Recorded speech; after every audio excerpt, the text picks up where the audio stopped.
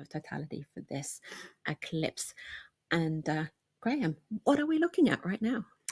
Yeah, so right now we're looking at pictures from the Time and Date Mobile Observatory, which is on the island of Cyprus in the Eastern Mediterranean. And here we've got this really nice wide angle shot. So this is looking east out across the Mediterranean, and we can see there that the full moon is just starting to climb into view. So moonrise in Cyprus was about 10 minutes ago, but it's just taken the moon a little while to kind of rise up above the haze that's hugging the horizon there. We can also see that it's still very bright. It is there in Cyprus. It's a full moon, and a full moon rises around the same time that the sun sets. So it's still a very bright sky there in Cyprus. We've still got like another 20 minutes or so of civil twilight.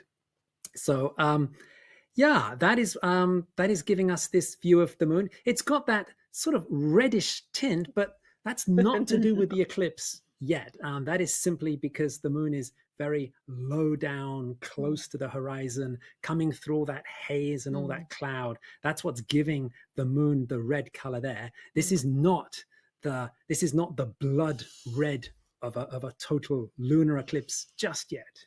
Not just yet, but it will come. It will come. Yeah, absolutely. So as you said, it's not completely dark in Cyprus yet. So who else can see this eclipse? Yeah, so we are talking here about a full moon, and you can see a full moon if you are anywhere on the nighttime side of the Earth. Now this is a lunar eclipse, so you don't need any special equipment for this. There are no safety messages to give out for this one. If you're on the nighttime side of the Earth, if you have clear skies, you can go out and you can look up and you can enjoy this eclipse. So who are we talking about? I mean, who can see the full moon at the moment? Well, for this, we can consult our moonlight map, which is just above us there on the right-hand side of the screen. So this is showing the area of the globe where the moon is visible right now, where the moon is above the horizon.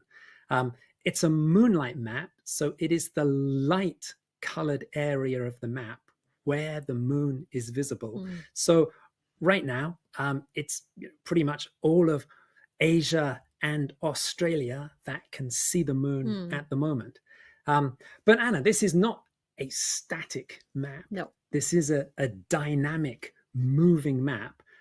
As the Earth is rotating, then the part of the globe that can see the moon is changing.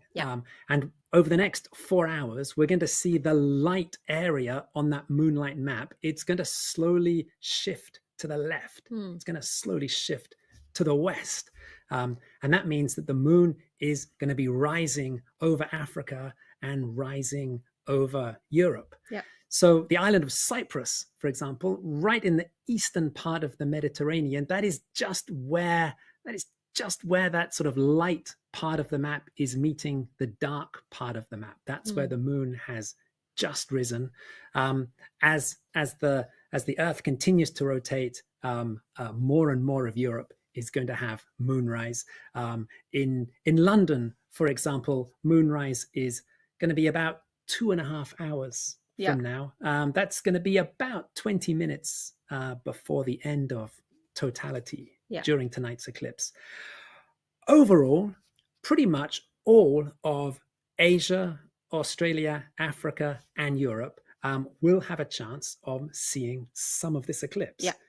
So those are four, pretty much all of 4 continents. That's giving us roughly 7 billion people have a chance of seeing some of tonight's eclipse. That's a lot. That's about 85% of the world's population. You know, Anna, we have data on our eclipse pages about how many people in the world can see different stages of an eclipse. There we're using kind actually raw population data that is coming from the Center for International Earth Science Information Network at Columbia University. So it's really interesting figures that we have there.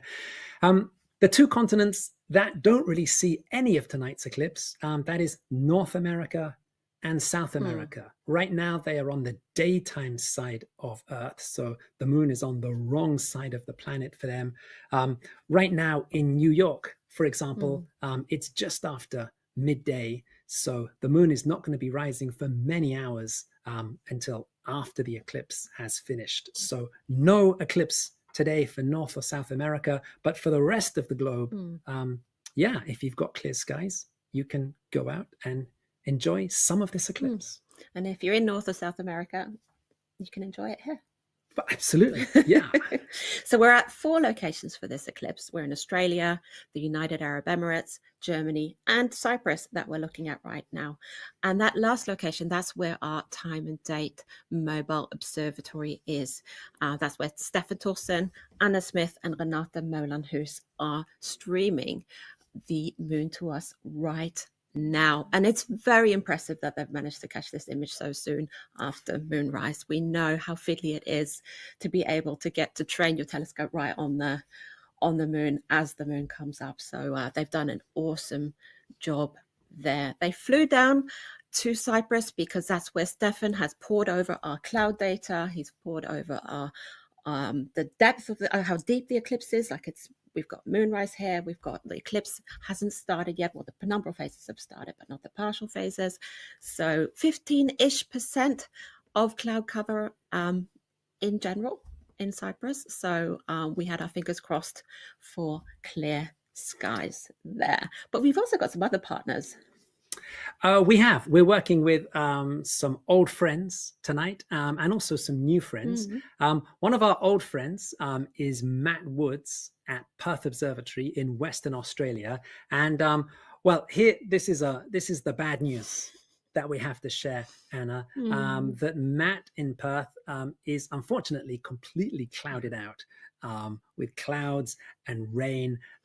Matt's actually been having the wettest winter since 1996, and unfortunately, we're not going to get any telescope images tonight from Matt. We are, however, going to go and have a chat with Matt in Perth in about 15 minutes from now. Yeah. And in Dubai, we're working with the Dubai Astronomy Group for the 3rd time. They're in the United Arab Emirates. It's Khadija Ahmad, Shiraz Ahmad Awan, Ahmad Hassan, and Mahmoud Hassan. And they're bringing us beautiful images from Dubai anytime. We've seen them practicing while we've been waiting to start the show. They're working alongside astrophotographer Rami Debo as well. So we're excited to see some images from them as well. Yeah, absolutely. And also tonight, we're working for the first time with some new friends in Kassel in central Germany. We have a wonderful team at the Kassel Observatory. This is David Spira, Mark Voskowski, Miron Gassat, Florian Hein, and Julian Kanatz. First time we've collaborated with them, but again, we've seen some great images coming in from there of them getting everything set up and ready. The moon hasn't risen yet in Germany, as we can see from our moonlight map. We've got to wait for that light area to shift across into Europe before moonrise. But we are hoping to get some images from Kassel, maybe towards the end of Totality tonight. Yeah. And if you're watching from somewhere else, it's Sunday evening here at HQ in Stavanger, Norway. The moon is still going to rise, like it's 2 hours until it rises. The sun's still very much out here. And we've been talking to local media here and explaining to people how to be able to see the eclipse. And unfortunately, the eclipse will be rising as it is during Totality here. So you need to get up high and have the sun in your back and look towards the east to get a chance to see a little bit of Totality. But the partial stages, for sure, you will be able to see if you elevate yourself to a higher location. So when the partial eclipse ends, it's about 1 hour, 45 minutes after moonrise. The moon will still be close to horizon, but it's worth it's worth going out, taking a look, and making sure you're bringing a torch to get back down that mountain you're on. But right now, we're in the penumbral phase of the eclipse. And what does that mean, Graham? Yeah, so the penumbral phase of a lunar eclipse, this is where the moon is passing through the lighter outer part of Earth's shadow. So, Anna, imagine you were an astronaut. Easy. Standing on the near side of the moon. That's the side of the moon that we're looking at now on the screen. It's the side of the moon facing towards Earth. If you were standing there and you looked up at the sky, you would see the Earth blocking some, but not all of the sun. You'd be seeing a partial solar eclipse.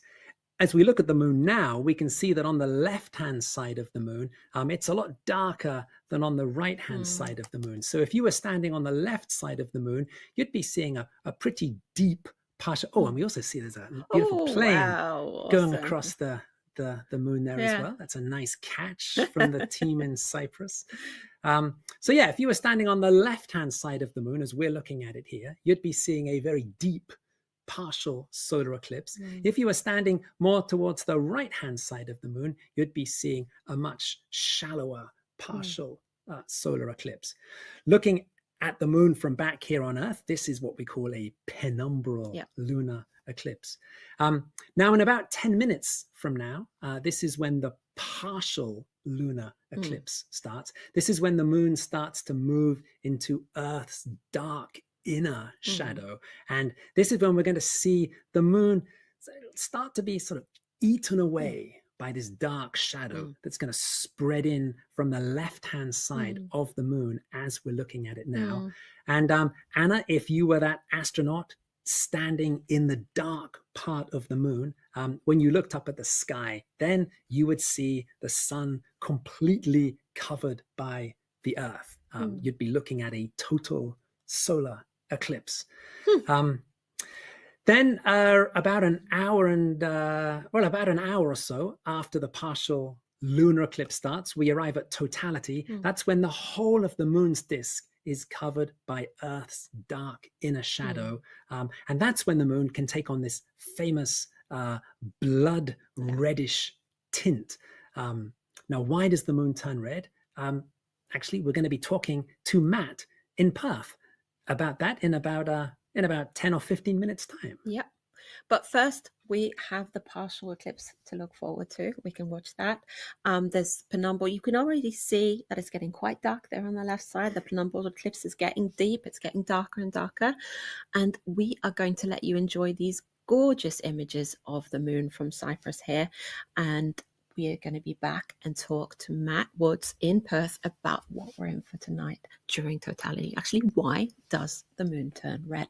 So we'll see you back here soon.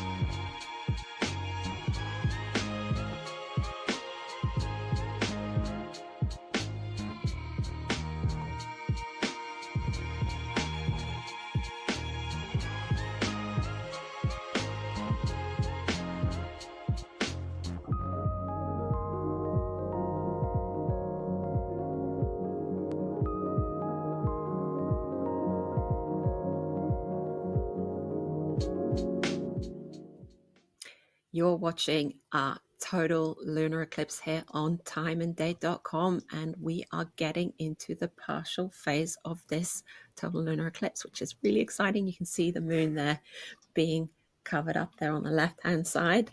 We've got our timeline there on the side. I keep pointing the wrong way, but we do have it there on the side, and you can see that our little moon icon has moved into the partial bit of our timeline there. So that's a good thing to keep an eye on. That means we're just under an hour to where totality starts, and we can see 1 hour and 22 minutes of a total lunar eclipse, of blood moon. So we're excited about that. And yeah, we've got great images coming in here. We've got in the main feed here, we've got the image from the Time and Date Mobile Observatory in Cyprus. Up in the top right hand corner, we've had some great images there from the desert just outside Dubai, from the Dubai Astronomy Group. Also earlier, we saw some nice images in the top right corner of the team at the Kassel Observatory in Germany setting up. They're on the rooftop of a building that's part of the University of Kassel in the city center. And we had some nice pictures there of them getting ready for moonrise later on this evening. And we also got someone else on the screen. We've got Matt. Yeah. And we've been excited to talk to you, Matt. I know that I know that you're not too excited to be back at home in your office, but it's our 8th time working with you and Perth Observatory. We're super excited. The weather had other ideas for live streaming the eclipse, but we're excited to see you. And it's past midnight for you, Matt. So thank you for staying up, and tell us about all the struggles you've had with the weather this winter in Australia. Yeah, so Mother Nature RSVP'd saying they're coming to this event, and as we speak, starting to rain again. So typical. So this has been the wettest winter in Perth since 1990. When I was 10 years old. So wow. That's a very long time. And I have been driving through this. My girlfriend's birthday, Rachel, was this week, decided to drive about 5 hours down to a lovely place called Pemberton. Highly suggest if anyone's coming to Perth, go down. It's amazing down there. But I think they were talking about they experienced about 100 millimeters of rain this weekend. So I definitely drove through a lot of this rain, and it's great for the farmers, but this is why we call clouds our mortal enemy. It's not great for astronomy, is it? That is always the great challenge of astronomy, of course. Especially since this is the first eclipse that we've had, total lunar eclipse here since November 2022, when we actually did this from the Matilda Bay. So we had this Perth City skyline, and even we had some issues with cloud at the very beginning here. And Matt, when you're not streaming eclipses and when you're not driving through the rain, you and your colleagues at Perth Observatory, you guys do a spectacular job at talking to the public about astronomy. So tonight we've got this total lunar eclipse. Just under an hour from now, the moon is going to start to turn red. So Matt, how do you explain it to people when they ask you, why does the moon turn red? Yeah, it's a really interesting railing.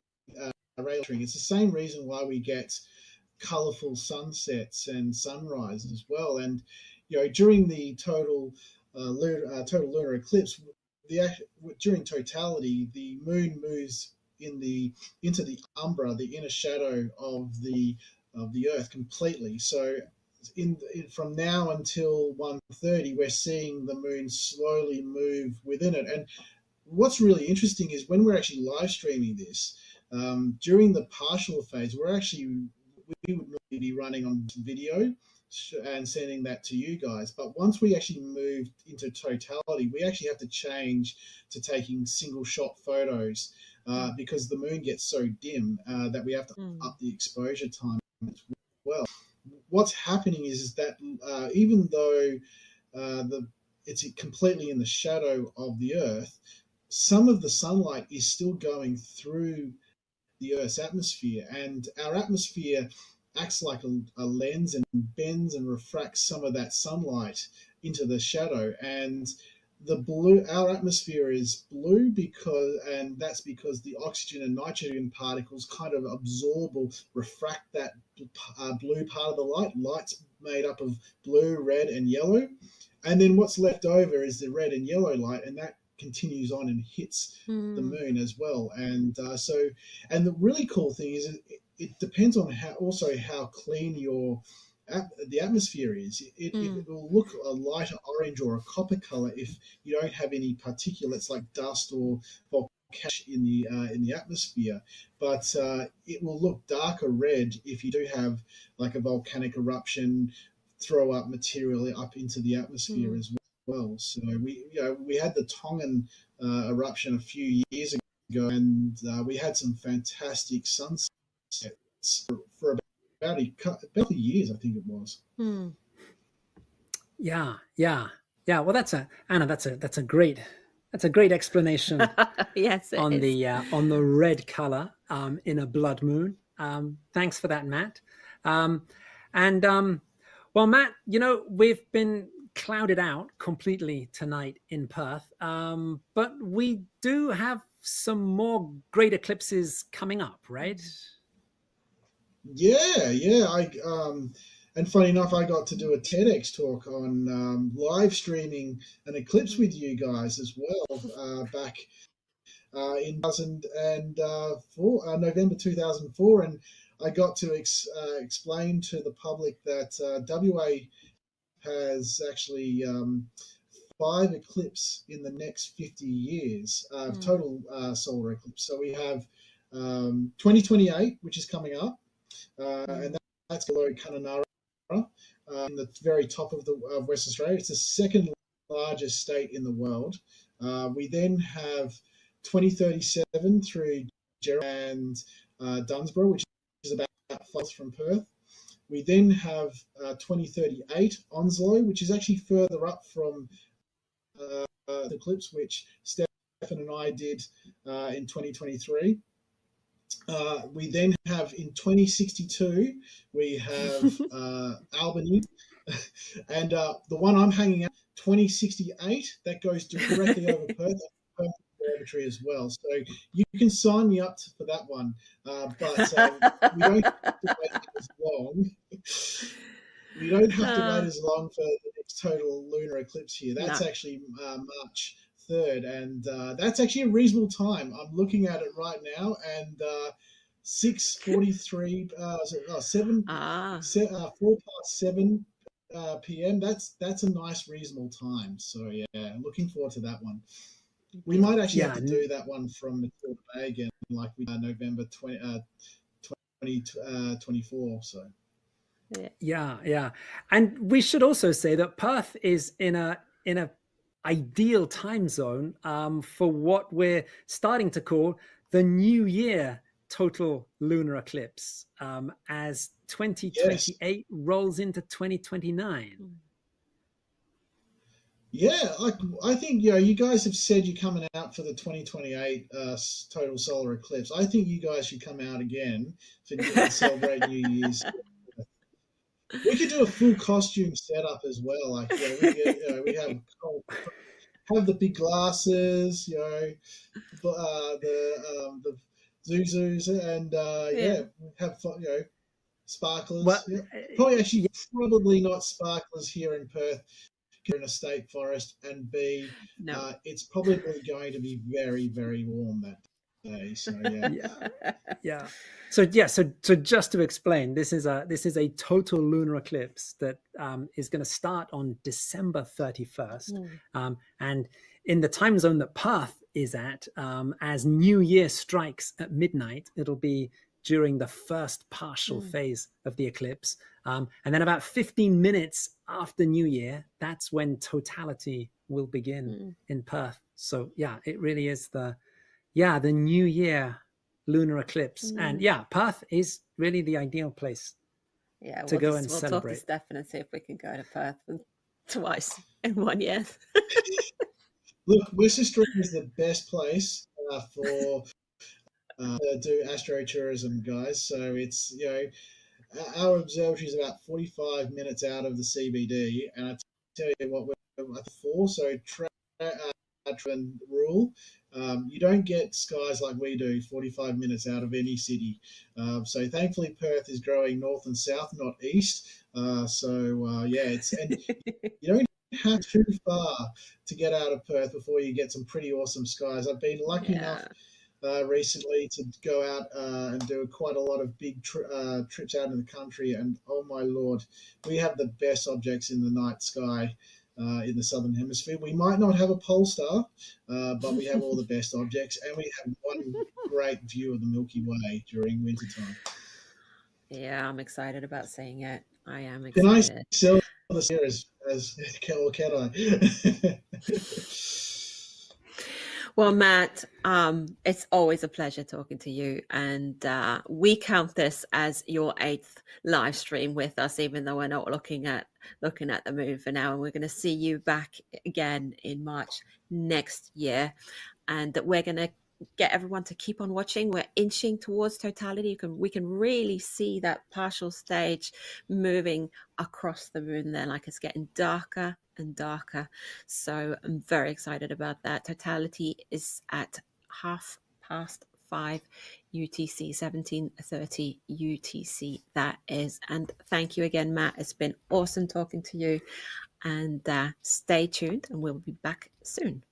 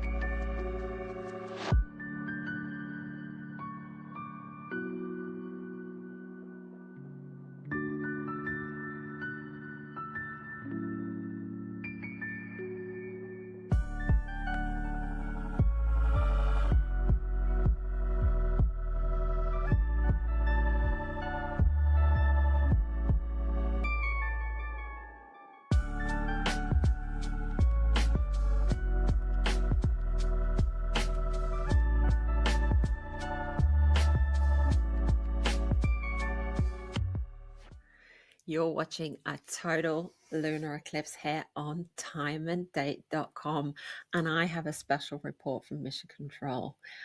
Earlier in the show, at the 16th, 1722 UTC time code, I need my glasses on for this. You might have seen a plane going across the moon. That was the Boeing 737 Georgian Airways flying from Lacona to Tbilisi. We know there are quite a few nerds out there that enjoy that kind of fact, including here at Time and Date. So yeah, we're just adding that to the mix. We're about 17 minutes out from Totality. It's about 20 minutes. It's a very smooth change at Totality, isn't it, Graham?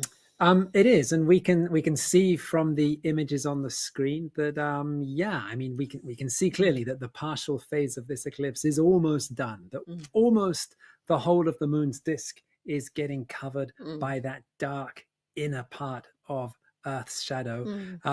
We can also just check in on our moonlight map that's just above us there to just see what the global situation with this eclipse is. So just a reminder that the light area of the moonlight map, that is where the moon is above the horizon. That's where the moon is visible at the moment. So yeah, it's pretty much all of Asia, all of Australia, and now more than half of Africa, and around about half of Europe. This light area of the map is slowly shifting to the left. It's slowly shifting westwards as the Earth rotates.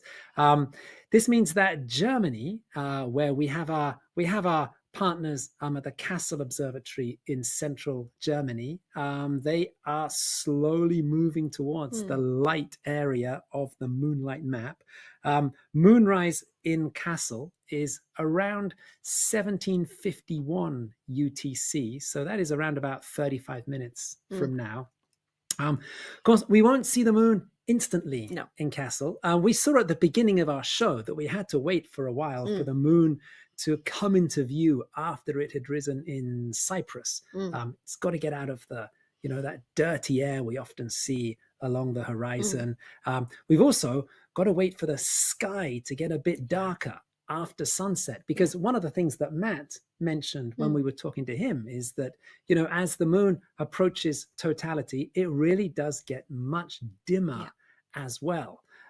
So, I mean, we can see there is on the screen, there is that enormous contrast between the bright edge of the moon on the right-hand side and that darker bit of the moon on the left. The moon really does get very faint during totality. So when it's rising just as the sun is setting, the sky is really bright.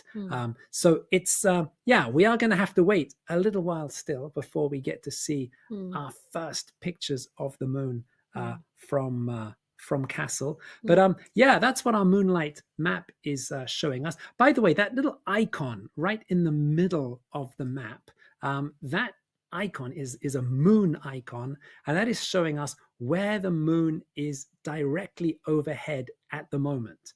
And it's pretty much over Singapore, which means that if you're in Singapore now and you look straight up, the moon is sort of directly above your head there in that sort of Singapore part of the globe. The moon is also turning red on the moonlight map because the moonlight map is showing the eclipse in progress. It is. And we can also see from our images here that that main image we have on the screen now, it's exposed for the dark side. We can kind of, if we add a little bit of imagination, see that it's turning a little bit red. And as the lighter side becomes smaller and smaller, it will get more and more red. So very excited about that. But there can be a little bit of blue in a blood moon as well. That is true. Yeah. A little band of blue that we sometimes see, also known as the turquoise band. So again, Matt was explaining earlier about why the moon turns red during totality. He was talking about how sunlight getting filtered through Earth's atmosphere takes on this reddish tint, and it's that reddish glow around the edge of the Earth, of the Earth's atmosphere, that's kind of giving the moon this this red, bloodish color. But around the edge of Earth's atmosphere, in Earth's upper atmosphere, there is the ozone layer. Yeah. And light that passes through the ozone layer actually takes on a bluish color. So this means that when we look at Earth's dark inner shadow, we're seeing this dark reddish shadow, but around the edge, there is this a very thin, pale, bluish edge to the shadow. Now, it's really difficult to see, and as we're looking at these images here, it's very difficult to see because we've got that, we've got that great contrast between that sort of very bright side of the moon on the right and that sort of dark reddish part of the moon on the left. Sometimes just before totality or just after totality, when that bright white part of the moon is very thin, sometimes where the light part meets the dark part, if you're lucky, you can just see this this little hint of blue, a little blue band, a turquoise band. But it is difficult to see, and yeah, we don't always see it at every total lunar eclipse. We did see it in March, so fingers crossed we're going to see it again. Well, fingers crossed. That's right. We actually had some great images back in March of the turquoise band. So yeah, fingers crossed, and we'll keep watching to see if we can spot any of that tonight. So there's still lots to look out for and enjoy for tonight. But of course, you don't need to have a lunar eclipse to look at the moon. There's always fun things to look for with the moon. Yeah, absolutely. Absolutely. And Anna, we got a reminder just a few days ago from our friend at NASA, Stacey Horvath. She's at NASA's Goddard Space Flight Center. And her reminder was that Saturday, October the 4th, is the International Observe the Moon Night. So this is a global celebration of looking up and learning about the moon. I think last year's event, it involved participants in about 127 countries. So yeah, we're wishing everyone good luck for International Observe the Moon Night. And another excuse to look at the moon. Exactly. As if you needed it, another excuse. Well, we are looking at the moon right now, and we're going to keep watching. We're getting close to totality. We're about 9 minutes out. So very, very excited about that. You've got the timeline there on the side. You can see our little moon icon. We're inching its way towards totality there. We've got our moonlight world map, and that stays on when we go off the screen. That shows the moon going blood red there as well. So we're super excited. It's 10 minutes from now. Totality begins.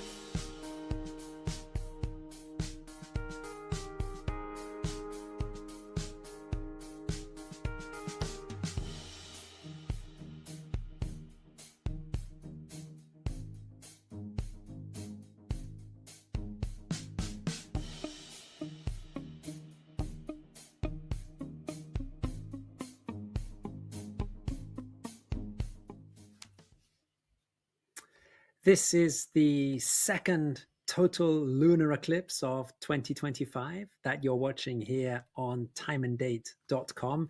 And well, we are struggling a little bit at the moment, Anna.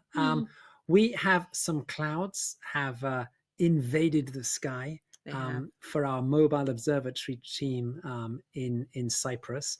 We're also struggling a little bit with our pictures there from Dubai at the moment. But hey, this is part of the game, right? This is an eclipse live stream, and clouds do happen, of course. Having a look on our timeline, we can see that we are into totality. We're about 20 minutes into the total phase of this eclipse. We did see earlier that the moon certainly had got covered completely by Earth's dark shadow. Okay, we're getting pictures back now here from the Dubai Astronomy Group in Dubai. Yeah, we can see that the moon has gone very faint. We can see that it has taken on a sort of a very pale reddish color there as well. So yeah, this is totality. We have still another hour or so of totality to go. So yeah, we've still got lots to look forward to. Yes, with this. Yeah. Now we do have to mention, Anna, the amazing team that we have here at the Time and Date headquarters in Stavanger, Norway, who are taking all these pictures from around the world and putting together this live stream. So the team here in Stavanger, we have Jeremy Kraus, we have Andy Ardener, we have Ardian Rexhai, Sarah Kornberg, Adalbert Michelic, and David Usken, putting together these images for us here. And of course, Anna, we have our intrepid mobile observatory team out there in the Eastern Mediterranean on the island of Cyprus. That is currently struggling with the clouds. Right, currently fighting the clouds. That is Stefan Thorsen, Anna Smith, and Renata Moland-Hus. And we're going to have a chat with Stefan later. But right now, we are going to catch up in Cyprus with Renata. She is Time and Date's data analyst.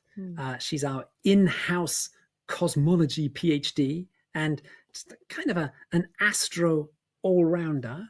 And she's flown out with the mobile observatory team to Cyprus. And we are going to go across and have a chat with her now. And there she is in the dark. Okay, and I think at the moment it's also saying Matt Woods there. Yeah, of course. That is Renata.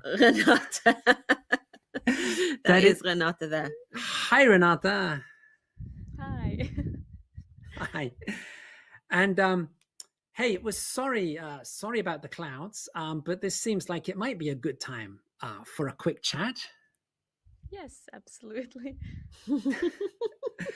Now, Ishiza, this is your second interview today. I think because this morning you were doing an interview from Cyprus with Norwegian National Radio about tonight's eclipse.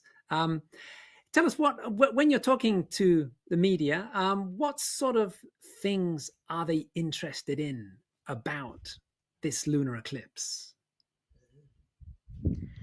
Well, of course, they were very interested in what it actually is, what is happening, why does it turn red, and of course, very much where in Norway can we see this, and who gets the best view of it across the country. Bit of competition there by the sounds of it. Yeah. Right. So this is your first time on the road with the mobile observatory, Renata, and what is it like? You're sitting there in the dark. It's you got in yesterday and now you're live streaming the moon.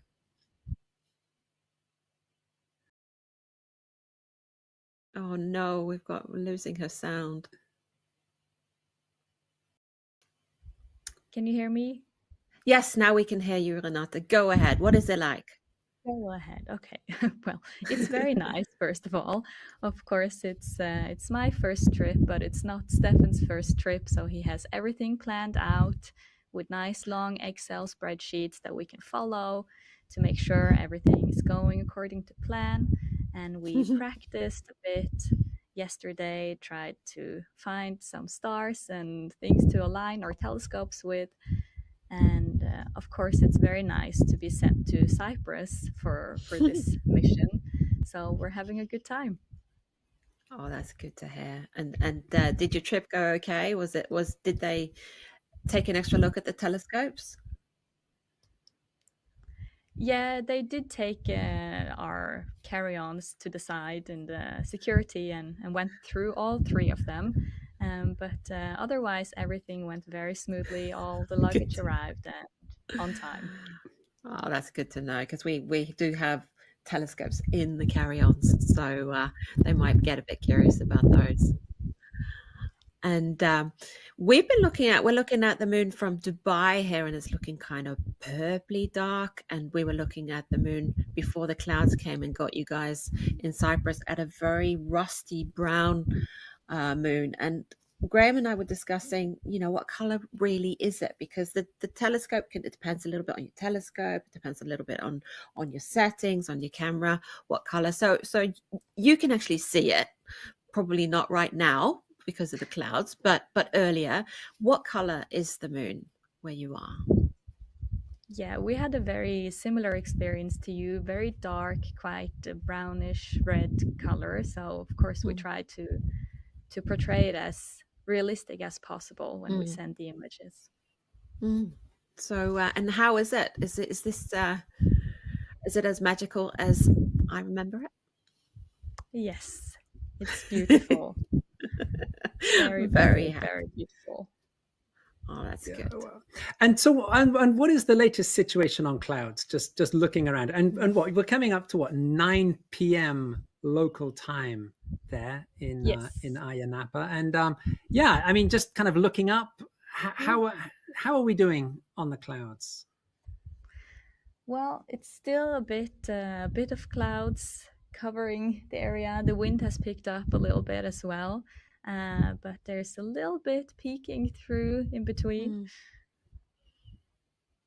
Yeah. We're certainly picking up a bit of the wind on the microphone there as well, so we can hear that. But yeah, actually, just as you were talking, we did see there was a little bit of the moon just came fleetingly into view in the telescope view there. That's just above you on the screen. So it's fingers crossed. It is. I'm crossing all my fingers and toes and all the things I can cross. Renata, we're going to let you get back to work. We're going to be back in Cyprus soon to talk to Stefan and hear about his experiences. And meanwhile, keep watching. Enjoy the blood moon if we can see it between the clouds. And we are approaching the midway point of this eclipse. So we still have just over an hour left, right? A little bit more, a little bit less than that. A little bit under an hour for totality. Yeah. Yes. So we've still got a lot of totality, and we've got lots of eclipse left. So we'll be back soon.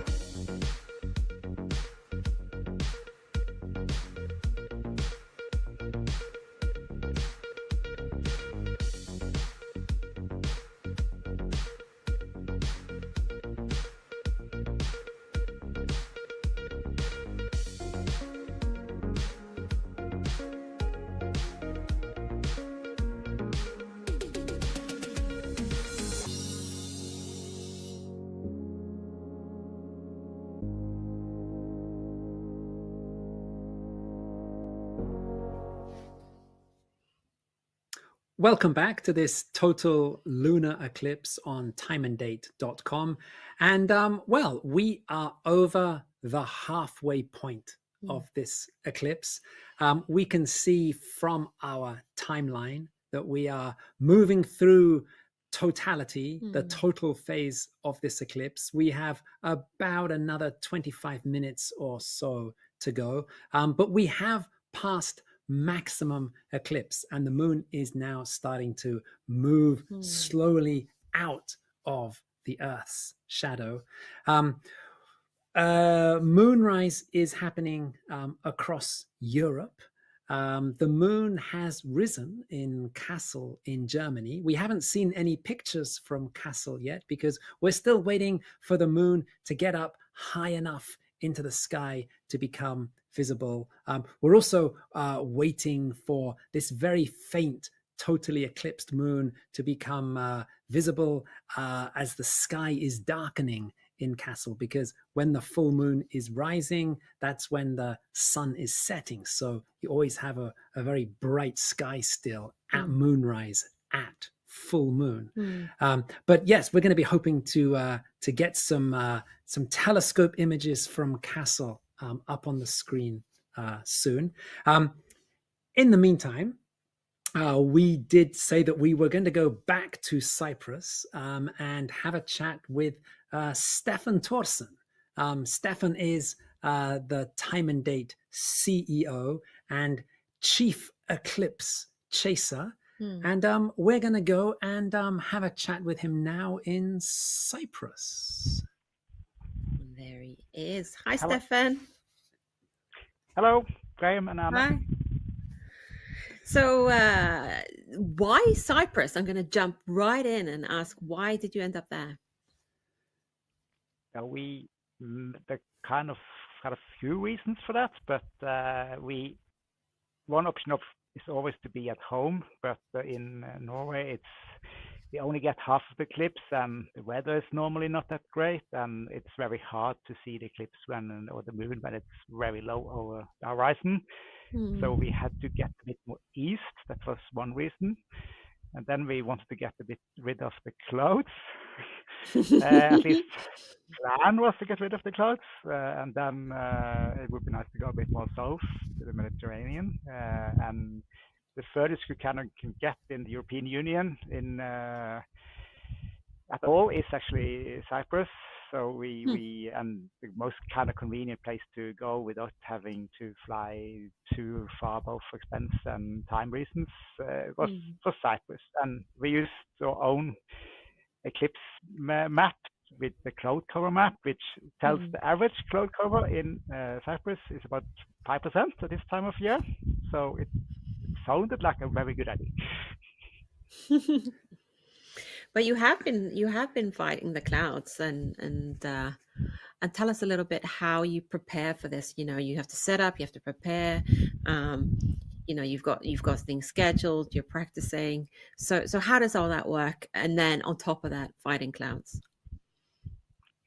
No, we've done it quite a few times now, so it gets a bit of routine, and you try to kind of do the same things as you've done before. But there's always something new you might want to try, which didn't before, and there's always improvements. And there's a new place. We haven't been this place before, so we didn't know exactly what to expect in terms of both location, what the views were like, and internet capacity, and lots of small but important things to do a stream from. So yeah, and I mean, and of course, once you've got all the equipment set up, there's still a lot of work to do on managing the telescopes. And I mean, you've been dealing with various challenges throughout the evening. I mean, the eclipse started when the skies were still very bright after sunset. You know, now you're fighting clouds during this, very faint total phase. I mean, how do you deal with these changeable conditions? As some eclipses, like the previous total lunar eclipse where we were in Charlotte in the US, that was kind of a very quiet evening most of the time, because everything just worked fine. There was a bit of clouds in the before we started the show, but they all disappeared.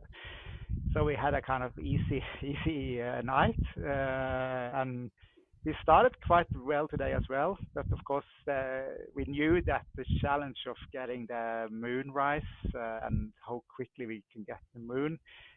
Ideally, you want to kind of have the telescopes aligned and trained in advance, but we arrived. It wasn't so easy to do that here, so we kind of just had to. We brought binoculars where we're watching the sky and scan the horizon to see the moon, which is kind of exciting, but also sort of you really want to see it now.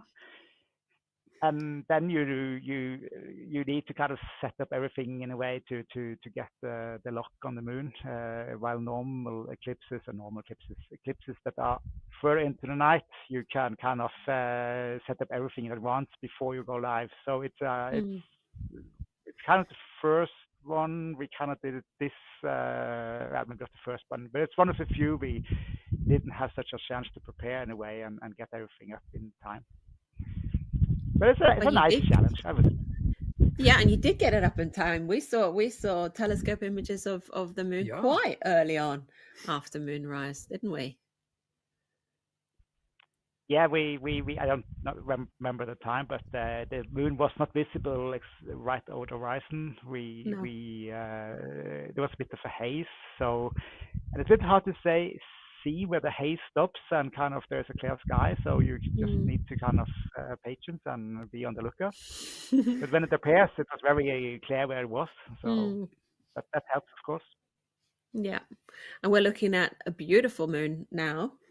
From you guys, and also what we call the wide shot. So you've got the moon right up in the corner of that of our little black box above Stefan there, and that's a little bit kind of realistic of how it actually looks when you're in. Yeah, it is actually very realistic. Yeah, indeed, it is actually. We can just look up and then we look at the more or less the same thing as that little image shows. Yeah, so I often get the question, like, why does that look different? Like when I say it looks, when you see moon look red on the horizon, and they're like, oh, well, that's a blood moon, isn't it? And why is that? Why is this special? And I said, because you look up and the moon is red right up in the sky, and this is tiny red dot, and that's exactly what that image represents. So even though it's not so impressive in that sense, that's what it looks like, and it's a very fascinating sight, I reckon. Yeah. So, Stefan, you've got a bit of wind there as well. You've got a bit of clouds. You're really dealing with the conditions. So we're going to leave you to deal with them and help Renata and Anna get on with the telescope manning. So keep watching. We're going to cross our fingers that the clouds are going to go away again. And there's still 20 minutes of blood moon to go. So we're really enjoying this color that we're looking at here on the blood moon, and remember to go to our YouTube channel and subscribe so that you won't miss out next time. But we will be back soon, so see you here in a few.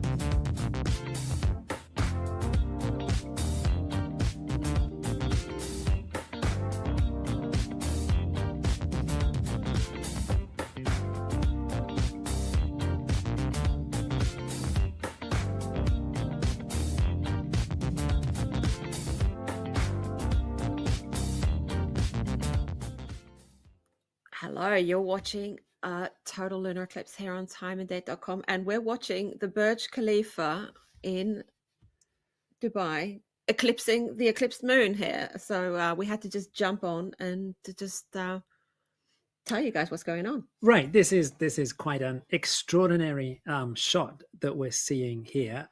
So this is from the Dubai Astronomy Group. They have a telescope set up in downtown Dubai. They've got it trained on the eclipsed moon. We can see that, that blood red moon as we're coming towards the end of totality, towards the end of the total phase of the eclipse. And from their vantage point, the moon is passing behind the Burj Khalifa. That is that iconic tall building in downtown Dubai, the tallest building in the world. Wow. And the moon is passing behind it as we come towards the end of totality. Yep. So here you go. You got the building pretty much covering the whole moon. At least we've got Cyprus there up in the corner. They managed to fight the clouds off for us so we can see what it looks like. But so if you were wondering what that structure was, that's what it is. And a little bit confusing because obviously the telescope is trained on the moon. So it doesn't look like it would look like if you were standing on the ground. You would see the moon just passing behind, right? Right, the telescope has been tracking the moon, so yes, it kind of looks like the Burj Khalifa is sort of tilted at some sort of crazy angle there. That's simply the way the telescope has been following the moon across the sky. The moon is now there, completely hidden behind the Burj Khalifa. We should then see it coming out the other side fairly soon. But this is a spectacular lunar eclipse stream from Dubai, and congratulations to the team there for catching this really nice view here. Yeah, and now that it's easier to see, we were a bit, when they first started happening, we were a bit wondering, is that the building? Is it not? But we can really tell that it's the Burj Khalifa now, but obviously tilted because the telescope's following the moon. And also Ayia Napa, Cyprus, looking beautiful there. We were talking to Renata earlier in the show, and she was saying like it looks quite brown this time round. So it's less red, more brown this time round, the blood moon. So that was also super interesting to learn about. Yeah, the color of total lunar eclipses, it does vary from one eclipse to another. It does vary from location to location. A lot does depend on what the atmosphere is like at a location. It depends on how high the moon is in the sky. I mean, we actually saw a very red moon at the very beginning of our live stream from Cyprus, but that was simply because the moon was so low down, close to the horizon, in all of that haze that we get down there. That was nothing to do with the eclipse at all. So, but yeah, as you say, Renata was saying that, it is actually with the naked eye from Cyprus. It is looking a very brown color. So some great pictures from Cyprus. We did also start to see, Anna, some of our first pictures coming in from Kassel in Germany, where the moon is climbing into view. And meanwhile, we're just still keeping an eye on that Dubai feed, where we're now expecting to see, well, there it is, the eclipsed moon coming out on the other side of the Burj Khalifa in downtown Dubai. So there you have it. So when you're watching an eclipse from the ground, so to speak, and looking up, there are structures where the moon can pass behind and make it even more interesting to watch the eclipse. So we're going to be back again a bit later. We will see you soon.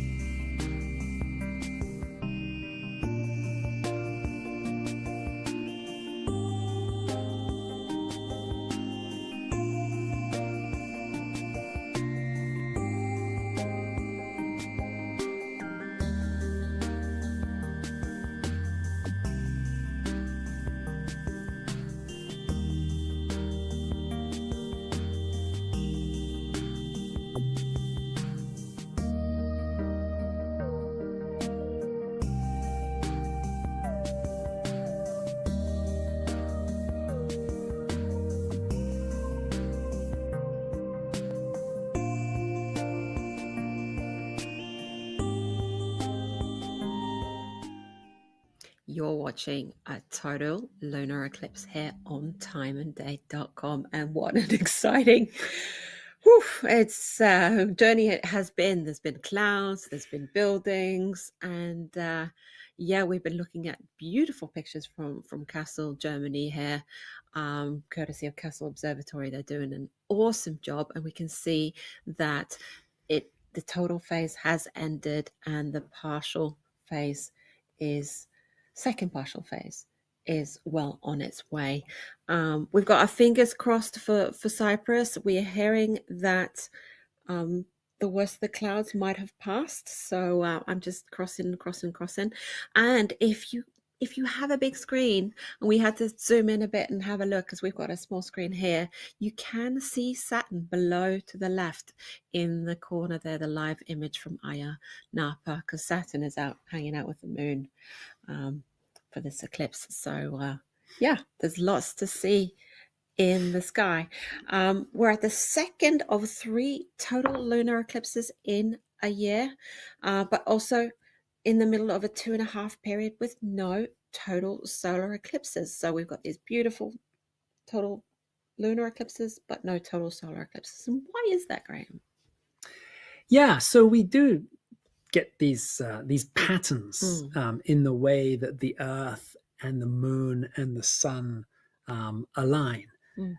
So, roughly speaking, every 6 months we get a lunar eclipse at full moon, and that is followed by a solar eclipse at new moon, or it can be the other way around.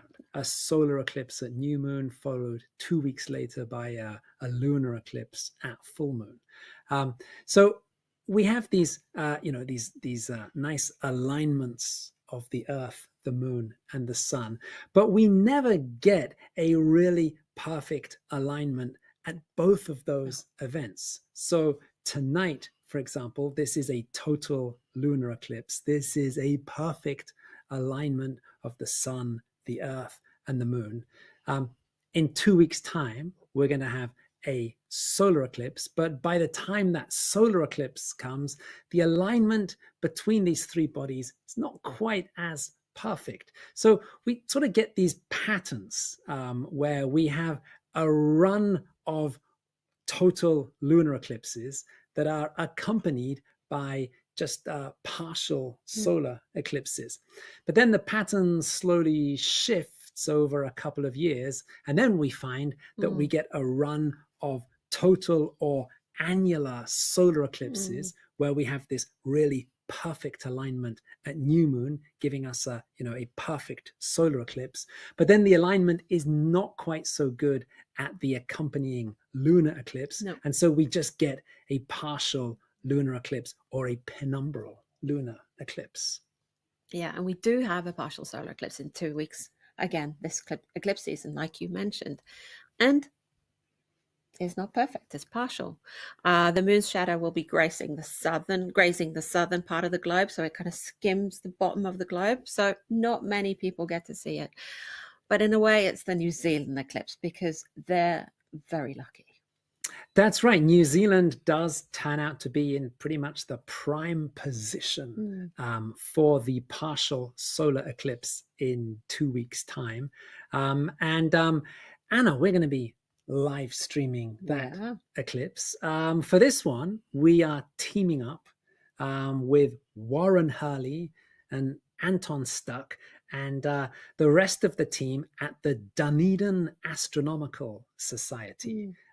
They're in the city of Dunedin on New Zealand's South Island. And in 2 weeks' time, as the sun rises on September 22nd, New Zealand time, they'll be having a 72% partial solar eclipse at sunrise, as seen from the city of Dunedin in New Zealand. And we have to say it, weather permitting, we're going to be streaming that eclipse live here on timeanddate.com, thanks to our friends at the Dunedin Astronomical Society. And boy, do they have a challenge to catch an eclipse sun rising. It's we've we've been talking about this challenge of catching the moon. It is similar catching the sun. You don't have anywhere to point your telescope until the eclipse is actually rising. So it's we've got our fingers crossed for Warren and Anton that they get it all right. But it's a lot of things, and we've got our fingers crossed for sure. Absolutely. So we're going to be back in the hot seat in 2 weeks here, keeping you guys company, and hopefully showing a beautiful partial solar eclipse. But meanwhile, we still have lots of lunar eclipse going on tonight. We can look at these beautiful images coming in from Ayia Napa, from Castle. It's all happening, and it's so interesting to see that really, really bright side of the full moon coming back into view there. You can really tell how much light the full moon actually gives off and how dim a total lunar eclipse makes the full moon, right, Graham? Absolutely, yeah. And I mean, and still, when we look at that bright part of the moon on the left of the screen, as we look at it from Kassel in Germany, that's still not the fully illuminated moon. There is still a penumbral eclipse happening on that part of the moon. It's not the dark part of Earth's shadow. No. It's the lighter outer part. If you were standing in that light area on the left of the moon, if you looked up at the sky, you would see not all of the sun. No. You'd only see part of the sun. The rest would be blocked by the Earth. You'd be seeing a partial solar eclipse. But like you say, yeah, the difference, it really shows you the difference between a partial solar eclipse and a total solar eclipse. Because if you're standing on the right, in the dark side of the moon, you're getting a total solar eclipse. If you're standing in that light side, you're getting a partial solar eclipse. But the difference is so big. And it just shows that how light that outer shadow of penumbral shadow is, really. Yeah. So, we're going to enjoy these images, and we will be back a bit later.